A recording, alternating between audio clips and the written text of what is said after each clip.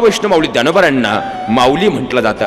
आता माऊली या शब्दाचा मराठी व्याकरणातून आपण विग्रह पाहिला तर माऊली या शब्दाचा अर्थ होतो तो म्हणजे आई।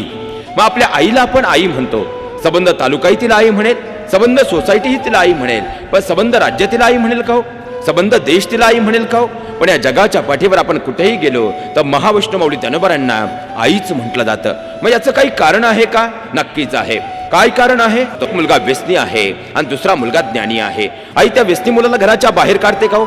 त्याला स्वतःपासून दूर करते का हो? त्याच्याबरोबरचे सगळे संबंध तोडते का हो? आईची माया अशी असते महाराज, लेकरू चांगला असू द्या नाही तर लेकरू वांगला असू द्या, पण आई त्याला स्वतःपासून कधी दूर करत नाही, कारण ती आईची माया असते, ते का माऊलीचं ममत्व असतं। माझ्या ज्ञानोबांनी नेमकं हेच केलं। ज्ञानी पामर होते त्यांना त्या सन्मार्गाच्या मार्गावरती ज्ञानाचा प्रकाश दिलात, म्हणजे विसोबा खेत्रांसारखे अज्ञानी पामर होते त्यांनाही ज्ञानाच्या कुशीमध्ये घेऊन त्यांनाही सन्मार्गाचा मार्ग दाखवला, म्हणून तर ज्ञानोबाराई जगाची माऊली झाले।